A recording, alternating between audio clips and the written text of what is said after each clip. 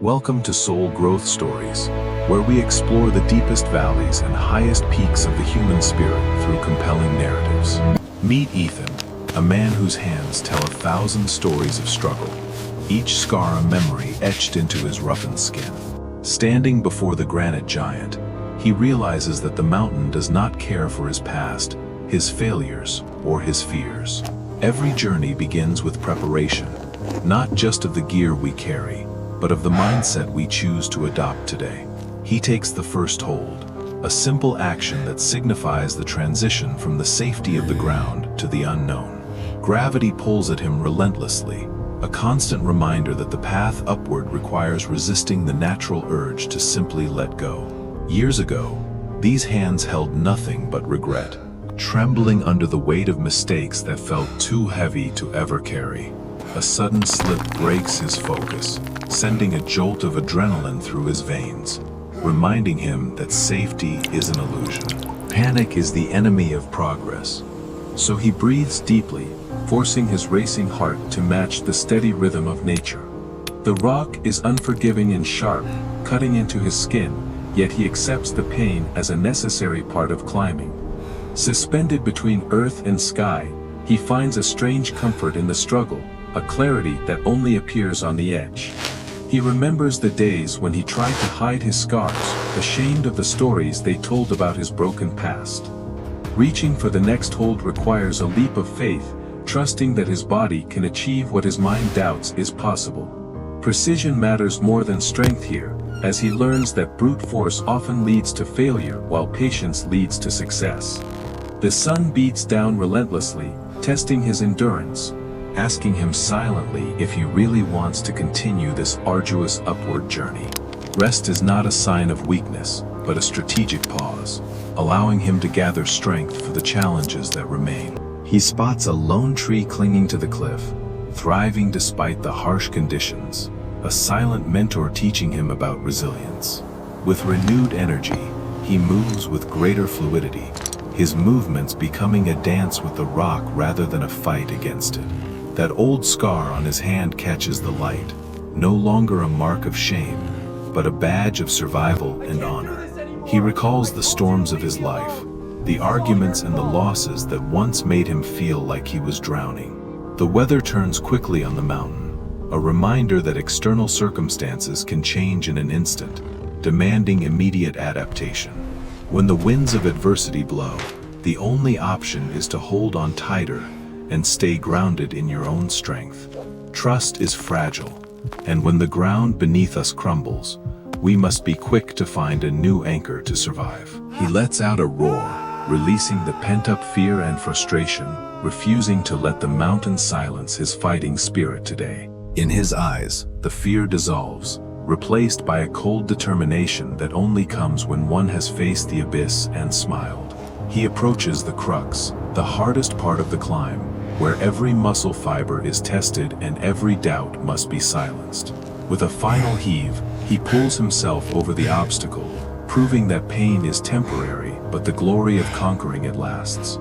The storm passes as quickly as it came, leaving him exhausted but grateful for the calm that always follows the chaos. He looks at his hands again, noticing how the fresh wounds blend with the old, creating a map of his resilience. His suffering has not made him bitter. Instead, it has expanded his capacity for empathy, helping him lift others up too. The path to the summit is still long, but his stride is lighter now, unburdened by the heavy fears he left below. From this altitude, the problems of the world below seem insignificant, shrinking away until only the essential truth of life remains. We all face chasms that threaten to swallow us whole. But courage is simply the decision to step across despite the fear. The summit is in sight, a tangible goal that once seemed like a distant dream, now just a few hundred steps away. He does not rush these final moments, savoring the effort, understanding that the climb itself is just as important as the destination. Touching the summit marker, he feels a surge of emotion, a mix of exhaustion and exhilaration that brings tears to his eyes. He stands on top of the world, not as a conqueror of the mountain, but as a man who has conquered himself.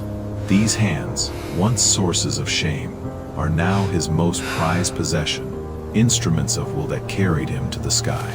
He looks at the past one last time, no longer with regret, but with the understanding that every stumble led him here. The sun begins to set, painting the sky in colors of fire, a celebration of the day's end and the journey's completion. In the silence of the peaks, he hears the whisper of his own soul, finally quiet, finally strong, and finally at peace. He realizes that, like the mountain, he is defined by his fractures, and it is through these cracks that the light enters. The descent awaits, but he returns to the world below as a different man, carrying the wisdom of the summit within. He looks down at the twinkling lights of the valley, ready to share his story, to tell others that wounds can heal. The pain was real, the fear was paralyzing, and the struggle was immense, but none of it was in vain. We are not defined by how many times we fall, but by the courage it takes to rise one more time. Our scars are not signs of damage to be hidden. They are the evidence of life lived fully and challenges overcome boldly. He leaves the summit behind, but the mountain will always be a part of him, a silent guardian of his new strength. The way down is easier now, guided by the inner light he ignited up there, shining bright enough to lead him home. Nature whispers its final lesson, that there is immense power in softness, and that enduring the storm makes the bloom more beautiful. Back on level ground, his hands ache, but it is a good pain, the kind that reminds him he is alive. He sheds the heavy gear, but he keeps the lessons, carrying the weight of wisdom rather than the burden of the past. Ethan smiles, knowing that whatever mountain life puts in front of him next, he has the tools and the heart to climb it. Your wounds are not your weakness. They are the places where your skin has become tougher and your soul has become deeper. Look at your own scars tonight and see them not as ugly flaws, but as beautiful constellations mapping your unique life journey. Go forward with courage, embrace your history, and never forget that the most painful climbs often lead to the most beautiful views. Thank you for joining Ethan on this climb, and may you find the strength to conquer the mountains in your own life. Remember that you are stronger than you think, capable of turning your deepest wounds into your greatest sources of power and wisdom. If this story resonated with you, please share your own journey of growth in the comments, and let us support each other. Don't forget to like and subscribe to Soul Growth Stories for more narratives that uplift the spirit. Until next time, keep climbing.